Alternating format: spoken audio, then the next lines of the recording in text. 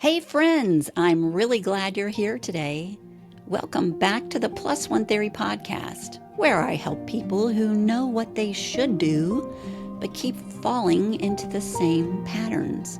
And I teach you how to pause with purpose, break the cycle of brokenness, and finally live the life you've been trying to create, one powerful shift at a time.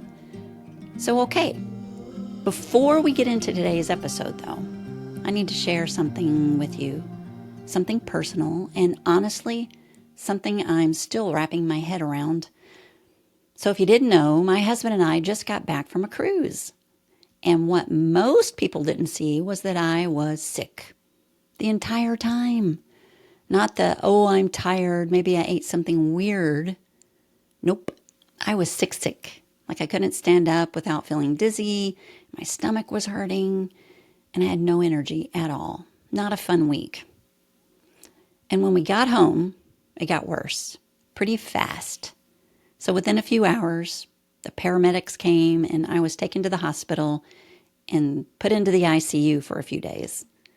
Doctors were looking at my labs in total disbelief because my hemoglobin, which is normally around an 11 or 12, was at a 4. A 4. Every nurse and every doctor said the same thing. They said, Pam, we don't understand how you were even walking around, girl. And listen, I didn't either. They ended up giving me 4 pints of blood. And after a few days of some truly incredible care, we found the culprit, a bleeding ulcer. Who knew? I didn't even know I had an ulcer. And here's what blows my mind. 1 week ago, I was fighting for stability. 1 week ago, my body was screaming for help. And now today, here I am, talking to you, recording this episode. Life is so crazy, isn't it? It's unpredictable, it's messy, and it can sideswipe you without warning. And you know what's really interesting? This week also happens to be World Kindness Day. Well, today is the 13th. And that hit me differently this year because kindness wasn't just a social media post that I, scrolled past and said, oh, it's World Kindness Day. Nope. It was the nurses holding my hand, the doctors explaining every single step to me, the strangers who were praying for me, the kindness I had to give myself when fear crept in.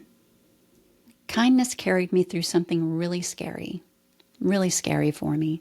And it reminded me in a very deep way that kindness is not weakness. Kindness is maintenance, it's emotional regulation, and it's safety. And that's exactly why today's episode matters. Because when life surprises us, whether it's with overwhelm, relapse, old patterns, or an unexpected hospital stay, kindness, not willpower, is what helps us pause instead of panic. So today we're talking about something almost no one teaches, the truth about maintenance, why we struggle with it and why tools aren't enough, and how kindness is the foundation for change that actually lasts. All right, my friends. Let's get started with today's episode, shall we? So here's something I want to say right from the start. I didn't create Delay the Binge because I wanted another program or another system. I created it because I was tired of seeing people blame themselves for failing tools that were never built to fix the thing that was actually hurting. And you know what I mean when I say tools, right? Because we've all used them.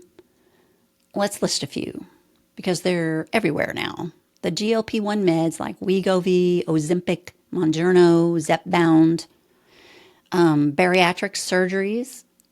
There's the sleeve, the bypass, balloons, all the structured plans like Optavia, E2M, Weight Watchers, and Noom. And then there's the tracking apps, MyFitnessPal, Lose It.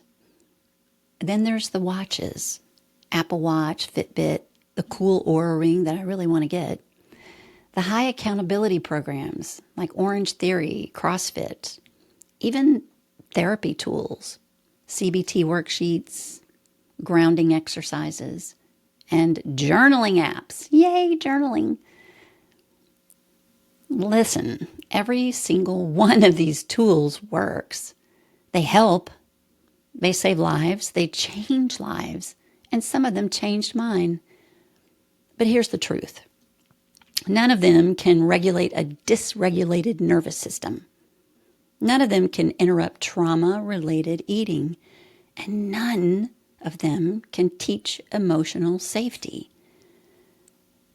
None can pause a binge urge. None can calm your body when you're spiraling out of control. And when the emotional part underneath isn't addressed, every tool, and I mean every tool, eventually runs into the same wall.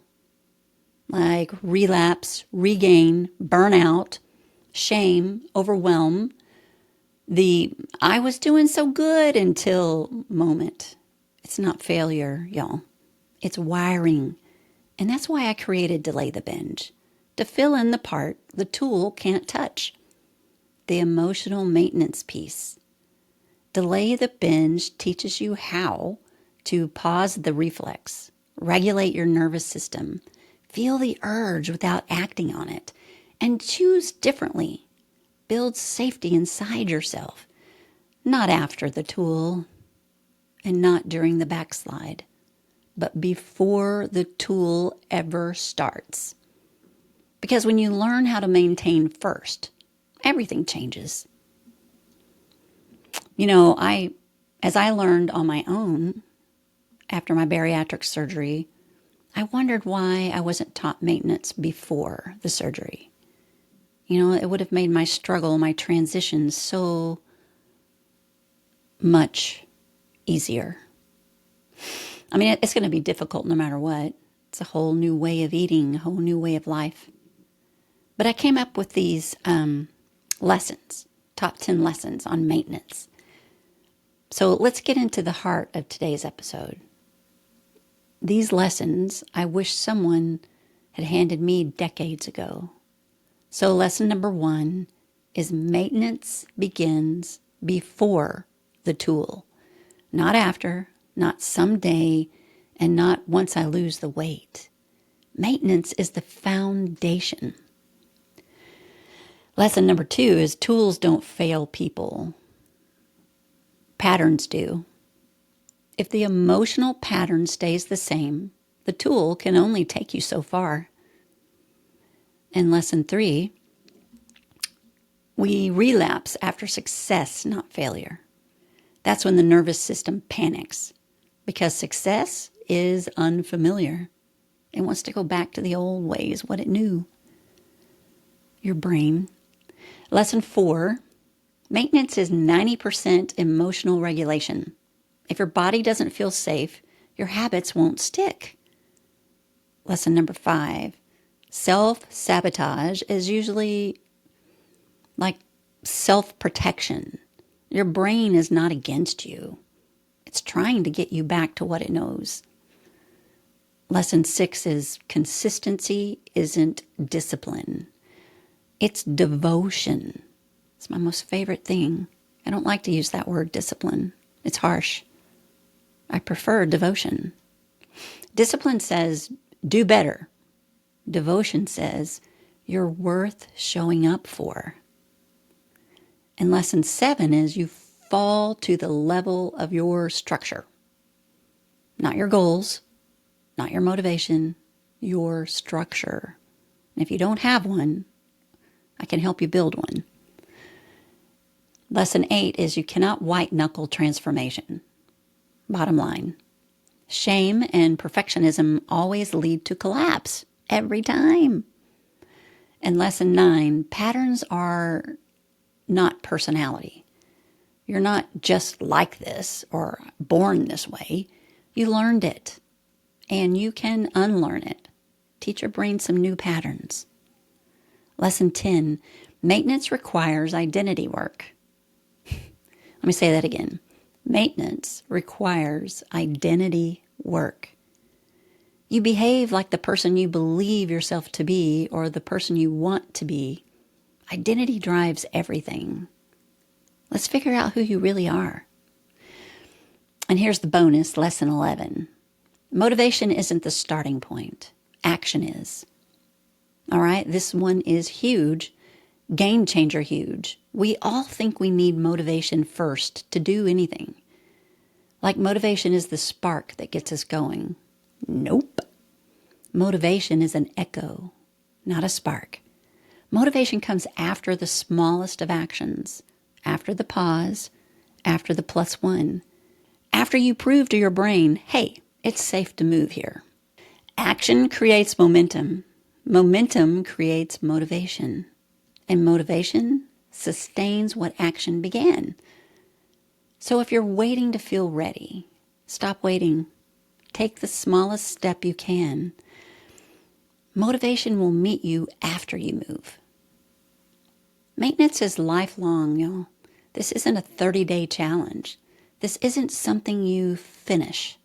Maintenance is a relationship with yourself. It's a conversation, a practice, a kindness, and it lasts a lifetime. Every single lesson today leads to this one moment, the purposeful pause. The pause is where the reflex breaks. It's where you breathe again. It's where you give yourself a second to decide instead of reacting immediately. That one moment, that one breath, that one decision is where the cycle breaks. That's why the pause is the heart of delay the binge and the foundation of the +1 theory. If you're stuck in repeated patterns, and if you've started over more times than you can count, if you feel ashamed that you should know better by now, friends, hear me. You are not failing. You are rewiring. Your nervous system isn't fighting you. It's trying to protect you the only way it knows how. And the fact that you're here, listening, learning, wanting change, that says something about who you are. You're not behind. You're becoming. One powerful shift at a time. Thank you for being here today. This episode came from a deep place for me, and I hope it met you in a meaningful place. And before I go, I want to tell you something I'm really excited about. So it's the holiday season, right? We got Thanksgiving coming, and then Christmas, and then the New Year. I'm writing some Christmas short stories as PJ Hamilton, and I actually officially went live with the very first story yesterday, which was sent out to everyone I could possibly find to encourage them, if they loved the story, to encourage them to sign up on my mailing list, join my mailing list so they can see, a new Christmas story every single week. And they are some of my best stories, some of my best work. Heartfelt, nostalgic, a little funny, a little messy, all real, all from the piney woods. Every Tuesday, all through the season, I'm sending a brand new Christmas story straight to your inbox. If you're not on my list yet, you can go to pamdwyerspeaker.com and join. You'll get access to the entire Christmas series, and you'll get new stories every Tuesday, and you'll be the first to know when we launch the Delay the Binge event, and when the new books are ready to release. Yes, I'm writing new books. I have 3 of them, and one is my first attempt at fiction. Dun, dun, dun. Fantasy. And it's going to be amazing. Seriously, I don't want you to miss anything. I want you to be with me on this journey. So join me, come be part of this community, and remember, I help people who know what they should do, but keep falling into the same patterns. I teach them how to pause with purpose, break the cycle of brokenness, and finally live the life they've been trying to create, one powerful shift at a time. If this episode helped you, send it to someone who needs hope today. And remember, your past does not define you. It prepares you. I'll see you next week.